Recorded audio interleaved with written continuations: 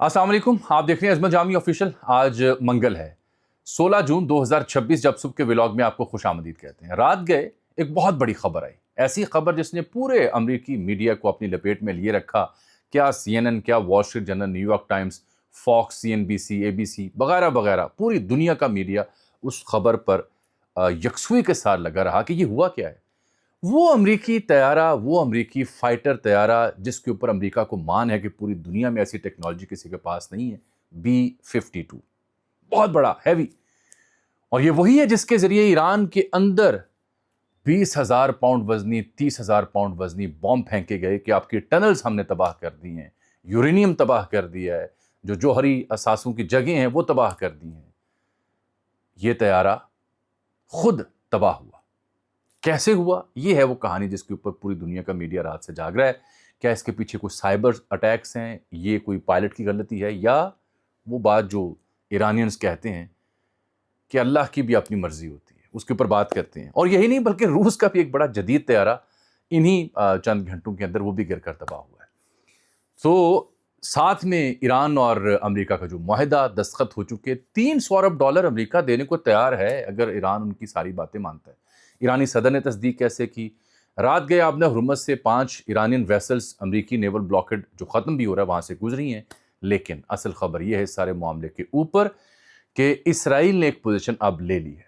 ना सिर्फ उनके मौजूदा वज़ीर-ए-आज़म नेतन्याहू कह रहा है कि इस डील से मेरा कोई लेना देना नहीं, और लबनान में जो हमने इलाके कब्जे में लिए वापस नहीं करेंगे, बल्कि इनका एक साबिक वज़ीर-ए-आज़म जो इसका इस वक्त का हरीफ है सबसे बड़ा, वो चाहता है इलेक्शन हो और वो जीते, वो इससे भी ज़्यादा खतरनाक बातें कर रहा है। प्रेस टीवी, एक ईरान का टीवी आपने देखा होगा, इसके रिपोर्टर हेलमेट पहन के लबनान की तबाही दिखा रहा है और उसके ऊपर इन बदबख्तों ने सीधा ड्रोन मारा और वो कवरेज करते हुए शहीद हुआ है। अफसोसनाक तरीन वाक़या। मैंने फैसल वाडा की बात भी करनी है आज, जिन्होंने कल एंट्री मारी है मुख्तलिफ टॉक शोज़ में। वो कहते हैं कि जल्द ये सब या तो एक कंटेनर के ऊपर होंगे या एक कंटेनर के अंदर होंगे। ये उनकी एंट्री इस वक्त बड़ी ख़ास है, जबकि सुहेल बड़ाई साहब का कॉलम आपने पढ़ा, सुना, देखा है, कुछ ना कुछ खिचड़ी पक रही जो वाडा साहब मंजर आम पर आए। आइए सबसे पहले ज़रा बहुत अहम खबर, बहुत बड़ी खबर, इससे आगाज़ करते हैं। ये जनाब अमरीकी एयरफोर्स का B-52 बॉम्बर क्रैश हुआ है। टेक ऑफ इसने किया था जो एडवर्ड्स एयरफील्ड है इनकी, वाक़या लॉस एंजलिस के करीब कैलिफोर्निया में, और दुनिया की एक बड़ी एयरफील्ड अमेरिका के लिए को 12:15 पर ये खबर रिपोर्ट होती है। वाक़या शायद उससे पहले का है। सबसोनिक ये तैयारा है, 8 इंजन इसमें होते हैं, अगर आप तस्वीर देख सकें हाईलाइट किए हुए, बहुत बड़ा तैयारा, माइटी।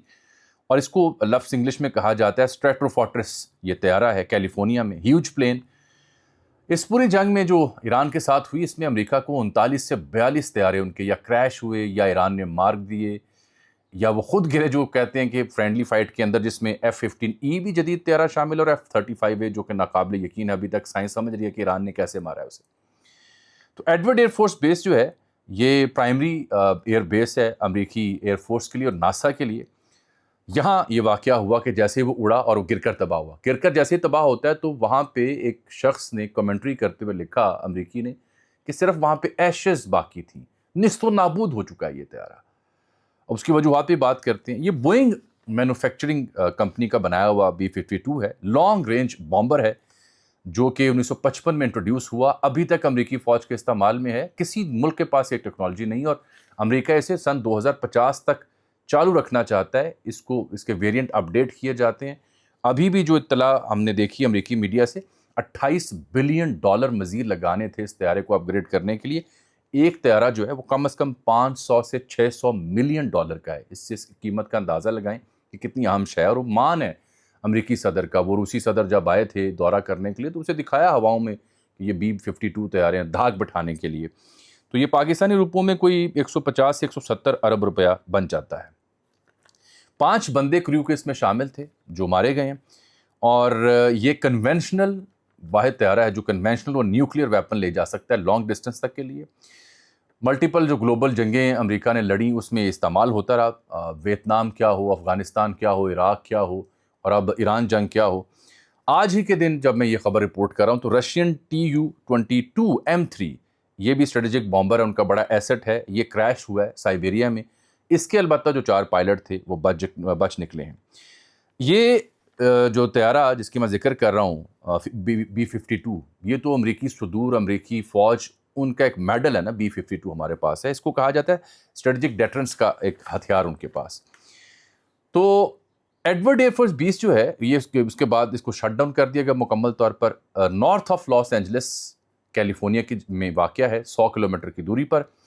یہ 70,000 پاؤنڈ وزنی جو ہتھیار ہے ایٹمی نان ایٹمی وہ لے جا سکتا ہے، یعنی 31,750 kg. اس سے آپ اس کی ساخت اور 5 بندے اس میں بیٹھتے ہیں وہ لے کے جا سکتا ہے. دنیا کا یہ سب سے لارجسٹ ایئر فیلڈ پر آپریٹ کرنے والا سب سے خطرناک یہ طیارہ ہے جو گرا ہے. اس میں 2 چیزیں میں نے نوٹ کی ہیں اس کی کہانی بیان کرتے ہوئے. وہ یہ کہ یہ طیارہ شاید ان چند ایک طیاروں میں سے ہے، فائٹر جیٹس میں سے، جو کہ بیک وقت 8,000 میل یعنی کہ 14,000 کلومیٹر تک سفر کر سکتا ہے. اور اپ گریڈیشن اس کی میں بتا رہا ہوں کہ ہونی تھی آنے والے دنوں میں. اس کو امریکی اپنی زبان میں بف کہتے ہیں، BUFF، یعنی بگ اگلی فیٹ فیلو. ان کے اپنے مخصوص سلینگ اور نومنکلیچر ہوتا ہے. ویتنام جنگ میں یہ 19 طیارے مارے گئے تھے، B-52 جو ویتنام نے روسیوں سے جو میزائل لیے تھے اس کو مارنے کے لیے. اس کے بعد یہ کریش ہوئے گوام ایئر بیس، ان کی 1-2 واقعات وہاں پیش آئے. کبھی اس طرح کا واقعہ ہوا نہیں تھا پچھلے، اگر میں یہ کہوں کہ 2015-16 کے بعد یہ پہلا ایسا واقعہ جو ان کو پیش آیا ہے. تو اس کے بعد وہاں پہ بہت بڑی ڈبیٹ جنم لے رہی ہے کہ کیا فائدہ اس جنگ کا اور کیا فائدہ اتنی نقصان اور تباہی کا. کچھ لوگ جو طیاروں کی سائنس سمجھتے ہیں، بالخصوص جب سے ایران کے کچھ ہیکرز منظر عام پر آئے اور انہوں نے مختلف چیزوں کو ہیک کر کے دکھایا، تو کچھ لوگوں کا خیال ہے کہ یہ سائبر اٹیکس بھی ہو سکتے ہیں. یہ اتفاق نہیں ہے کیونکہ یہ بڑا محفوظ ترین طیارہ ہے، ایم ہی کر کے یہ گرتا نہیں ہے، لیکن تھرتھلی مچ گئی ہوئی اس طیارے کے گرنے کے بعد. اب آ جاتے ہیں دوسرے مدعے کے اوپر. وہ معاملہ جڑا ہوا ہے جو کرتوت نیتن یاہو دکھا رہا ہے اور اس کے ساتھ جو امریکہ کر رہا ہے. سب سے پہلے تو جے ڈی وینس نے بھی کل ایک انٹرویو دیا CNBC کو. ٹرمپ بھی وہاں G7 میں میکرون سے ملا، اس کے بعد اس نے گفتگو کی. تو ایک بات تو طے ہو گئی ایران کی جانب سے بھی اور ان کی جانب سے بھی. ٹرمپ کہتا ہے یہ معاہدے پر دستخط ہو چکے ہیں ایران کے ساتھ، یہ مکمل ہو چکا ہے، اب جنیوا میں ملاقات ہوگی اور اس کا جو کانٹینٹ ہے وہ جلد ہم شائع کریں گے دنوں میں. ایرانی نے کچھ ایسی بات کر رہے ہیں. جو جے ڈی وینس سے بات ہوئی، اینکر نے سوال پوچھا کہ یس اور نو میں یہ بتاؤ کہ کیا $300 ارب ریکنسٹرکشن کے لیے، تعمیر نو کے لیے ایران کو دے رہے ہیں یا نہیں دے رہے. تو اس نے بڑا دلچسپ جواب دیا. اس نے کہا that's the sort of things they could have access to so as long as they honor their end of the coalition. کہ جب تک وہ اپنی ذمہ داریاں پوری کرتے ہیں اس معاہدے کے مطابق تو یہ $300 ارب بالکل انہیں مل سکتے ہیں. پھر ایرانی صدر مسعود پزشکان، یہ بہت بڑی فتح ہے ایران کی، کیونکہ ایران کا یہ ڈیمانڈ تھی کہ تعمیر نو کے لیے پیسے دیے جائیں. یہ علیحدہ بات ہے کہ تعمیر نو کے لیے پیسے انہوں نے ہمارے مڈل ایسٹ کے مشرق وسطیٰ کے جو ہمارے برادر اسلامی ممالک ہیں، شیوخ، ان سے نکلوانے ہیں. 11 بجے مسعود پزشکان صاحب نے ٹویٹ کیا کہ MOU کا مسودہ جو تیار ہوا ہے یہ کئی ماہ پر محیط مذاکرات کا نتیجہ ہے، اس پر عمل ہوا صحیح اسپرٹ میں تو ملک کے لیے باعث فخر ہوگا یہ دستاویز جو ہم دستخط کر چکے ہیں. انہوں نے مبارکباد دی کالیباف صاحب کو، عراقچی صاحب کو، مجلس شورا کو، اور اپنے سپریم لیڈر کی ہدایت کی انہوں نے ذکر بھی کیا. اور ان کا یہ بڑی انٹینسو ڈسکشن تھی جب شورا کے سامنے، مجلس کے سامنے یہ گیا تو انہوں نے لفظ لکھا نیئرلی آل ممبرس آف مجلس، انہوں نے اس مسودے پر اتفاق کیا. چلیں ایران کی جانب سے بھی یہ آفیشیل اسٹیٹمنٹ آ گئی. لیکن کہانی یہ نہیں. جے ڈی وینس سے ایک موقع پر سوال پوچھا اینکر نے کہ آپ ایران کے ساتھ گفتگو کے معاملے، اس نے کہا اب ہم براہ راست بات کر رہے ہیں ایران کے ساتھ، ہمارا وہاں پہ کانٹیکٹ ڈیولپ ہے، اب کسی واسطے ذریعے کی ضرورت ایسا نہیں رہی. تو اس کو لے کر کے لوگوں نے اعتراض کیا کہ لو جی آپ بنے تھے ثالث، پاکستان، قطر یا دیگر ممالک.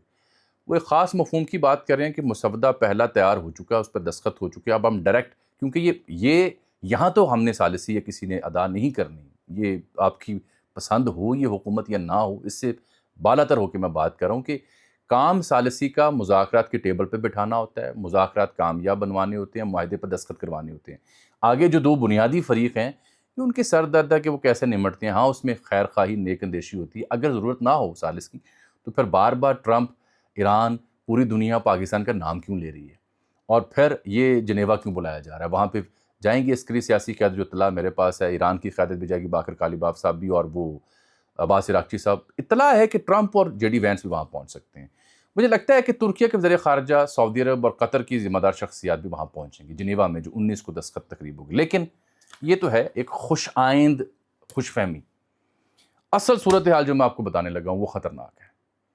مجھے لگتا ہے کہ جمعے سے پہلے کام خراب ہوگا، اور وجہ اس کی اسرائیل ہے. کیوں؟ وہ میں ثبوت کے ساتھ بات کرتا ہوں آپ کے سامنے. سب سے پہلی بات یہ ہے کہ یہ ایک اسرائیلی وزیر اعظم بات کر رہا تھا ایک جگہ پہ. وہ کہتا ہے جی کہ ود این ایگریمنٹ اور without an agreement, agreement ہو یا نہ ہو امریکہ ایران کا، جب تک میں پرائم منسٹر ہوں اسرائیل کا، Iran will never have nuclear weapons, جوہری ہتھیار نہیں رکھ سکتا. یہ اصل میں اس لفظ کی آڑ لے کے ایک پیمائشی حربہ ہے اس کا. پھر کہتا ہے کہ میں ٹرمپ سے اتفاق نہیں کرتا اس نے ایران کے ساتھ جو معاملہ کیا ہے. میں نے ٹرمپ کو کہا ہے کہ یہ ہمارے اپنے مفادات ہیں، تمہارے اپنے مفادات ہیں. ایگریمنٹ جو کیا ہے it was made by U S president, by the U S. This is his decision. I repeat, this is his decision. میں دوبارہ کہہ رہا ہوں یہ اس کا ڈیسیژن ہے، یہ نہیں کہنا چاہ رہا میرا فیصلہ نہیں ہے. On the other hands I said that we have our own interest. دوسری جانب ہمارے اپنے مفادات ہیں جن کا ہم خیال رکھیں گے. جو بفر زون بنایا ہم نے، یعنی سیریا کی جگہ لے لی اور پھر اب لیبنن میں جگہ لے لی ساؤتھ میں بفر زون کے نام پر، اور دیہات خالی کروائے، وہ واپس نہیں کروں گا چاہے ایران جتنا مرضی چلائے. جب تک ضروری ہوا وہاں ہم رہیں گے. بالکل یہ ایران کا مطالبہ ہے. اس کے اوپر آ کے امریکہ بھی اب سٹپٹا رہا ہے. آج جب صبح سویرے میں آپ سے مخاطب ہوں کہ ٹرمپ کہتا ہے کہ اس کا کوئی سلوشن دیکھنا پڑے گا. یعنی ٹرمپ پوری لگام نہیں ڈالنے میں کامیاب ہو رہا ہے. وہ گالم گلوچ اس نے کی ہے لیکن ابھی بھی، اور دراڑ بھی آئی کسی حد تک اسرائیل اور امریکہ کے بیچ. لیکن اسرائیل جس طاقت کا مظاہرہ کرتے ہوئے، ہٹ درمی کا مظاہرہ کر رہا ہے، اٹ اسپیکس والیوم کہ کسی نہ کسی کی بیکنگ ہے. پھر جو دوسری بات میں نے آپ سے انٹروڈکشن میں کی تھی کہ یہ صرف نیتن یاہو نہیں ہے. یہ جو ان کا اوپوننٹ ہے نفتالی بینٹ، سابق وزیر اعظم بھی رہا ہے، یہ بھی ہارڈ لائنر ہے. یہ کہتا ہے کہ یہ جو ایرانین کے بارے میں اس نے کہا کہ یہ ایرانین ایکسس آف ایول ہیں، برائی کی جڑ ہیں. اور وی ول فلی رینیو دی آکٹوپس ڈاکٹرائن. آکٹوپس سمندری جو مخلوق آپ نے دیکھی ہوگی، اس کے کئی بازو یا ہاتھ پیر ہوتے ہیں. تو وہ آکٹوپس ڈاکٹرائن کو اس نے ڈیفائن کیسے کیا کہ اگر مجھے آپ اقتدار میں لے آئیں، کیونکہ الیکشن آنے والا ہے، تو وہ کیا کرے گا کہ جو میری حکومت میں نے پہلے کیا تھا وہ کیا ہے. ایک طرف ہم ایران کو روکیں گے کہ وہ جوہری ہتھیار نہ بنا سکے، اور دوسری جانب ہم ایکسلریٹ کریں گے تمام تر اپنی قوت کو استعمال کرتے ہوئے ٹو کولیپس دی رجیم ان ایران، ان کی حکومت گرانے میں، اور تھرو پولیٹیکل، سیاسی، اقتصادی اور ٹیکنالوجی کے میدان میں یا ملٹری کے میدان میں. یہ 5-6 چیزیں گنا کے اس نے کہا جیسے آکٹوپس شکنجہ بناتا ہے تو ایسے ہم ایران کے اوپر شکنجہ کسیں گے، سیاسی طور پر، اقتصادی طور پر، ٹیکنالوجی کے پوائنٹ آف ویو پہ رجیم ہٹانے میں، اور فوج کا استعمال کر کے. اس نے کہا ایران رجیم کا کاؤنٹ ڈاؤن اس دن شروع ہو جائے گا جب آپ مجھے حکومت دیں گے، جب مجھے اسرائیل وزیر اعظم منتخب کرے گا. اب یہ سب میں دیکھ رہا تھا اور لگ رہا تھا کہ گڑبڑ ہے، کیونکہ ہوا یہ ہے اس بیچ میں کہ اسی پیش رفت کے دوران میں نے دیکھا کہ فل سٹیورٹ ہے ایک صحافی، رائٹرز کو ریپرزینٹ کرتا ہے. اس نے کوئی رات 1:30 بجے ٹویٹ کیا کہ اسرائیل کی ملٹری یہ دعویٰ کر رہی ہے کہ اس نے کوئی درجنوں جو میزائلز ہیں، راکٹس، بلکہ درجنوں راکٹس جو ہیں وہ انٹرسیپٹ کیے ہیں، جو کہ لبنان سے مارے گئے ہیں حزب اللہ کی جانب سے نارتھ آف اسرائیل کے اوپر، اسرائیلی فوج کے اوپر. تو یہ خبر بریک ہونا اس بات کا ثبوت ہے کہ یہ خبر پھر اسرائیلی جو فوج آئی ڈی ایف کا ہینڈل، اس نے بھی یہ خبر ٹویٹ کی جو شاید آپ کو نظر بھی آئے. تو اس سے ایک ہی مراد ہے. اب جب دن آگے بڑھے گا تو آپ دیکھیں گے کہ اسرائیل کی جانب سے جواب دیا جائے گا، اس کو بہانہ بنا کے. راکٹ مارے گئے، نہیں مارے گئے، یہ بات کی کہانی ہے، لیکن یہ جواز روزانہ کی بنیاد پہ تراشا جائے گا، حملے تیز کیے جائیں گے، بربادی و تباہی ہوگی، اور یہ ڈیل سبوٹاج کرنے کی کوشش جمعہ تک اسرائیل مسلسل کرے گا. یہ میری بات لکھ لیں آپ کہیں بھی. اس کا ایک اور ثبوت دیتا ہوں. پریس ٹی وی، ایران کا ٹی وی ہے، جیکٹ پہنی ہوئی ہے، بلٹ پروف صحافی نے اس کو نمائندگی کرتا ہے، ہیلمٹ پہنا ہوا ہے. وہ بتا رہا ہے کہ لبنان میں کھڑا ہوں، مائک پکڑا ہوا ہے، صورتحال تباہی بربادی، انگریزی زبان میں کمنٹری کر رہا ہے.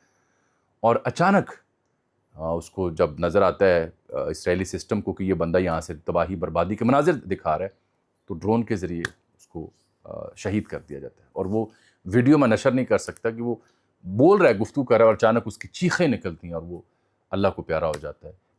یہ ہے بربریت، اس کو لگام ڈالنے والا کوئی نہیں ہے. یہ سپوائلر رہے گا ایز لانگ ایز جب تک اس کے اوپر دست شفقت ہے.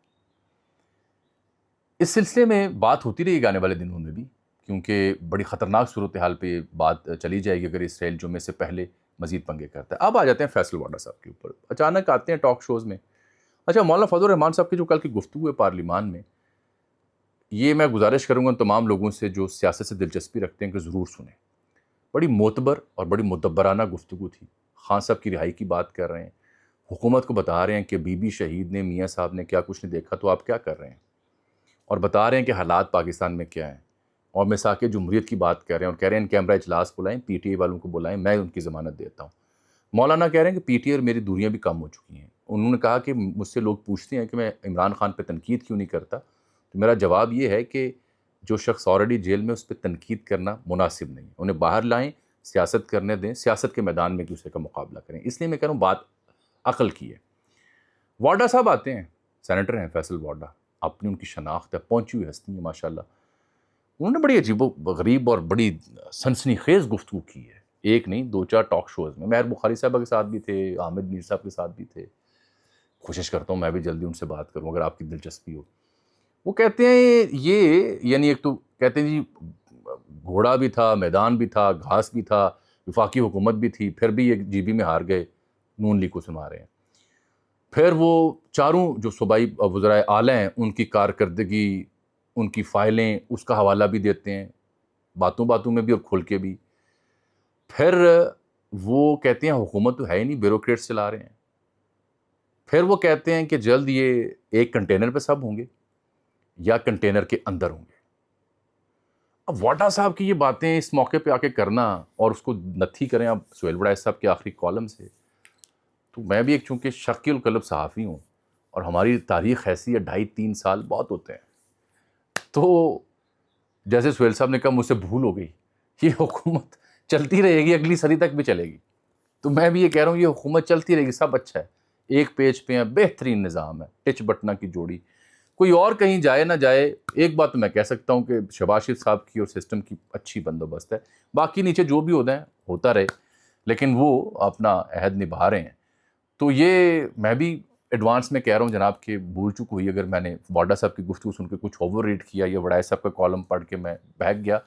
لیکن اشاریے اور واڈا صاحب کا ایسے موقع پہ آ کے یہ گفتگو کرنا، یہ معنی خیز نہیں، انتہائی معنی خیز ہے. یہ ڈیل ہونے دیں، تاریخ آگے بڑھنے دیں. گرمی ہے، حبس ہے، سردیوں سے پہلے پہلے موسم نے انگڑائی لینی ہے. دیکھتے ہیں کیا برآمد ہوتا ہے. ابھی بارشیں بھی ہونی ہیں، سیلاب بھی آنے، اللہ معاف کرے، بہت کچھ باقی ہے. ابھی اجازت دیجیے، اللہ حافظ.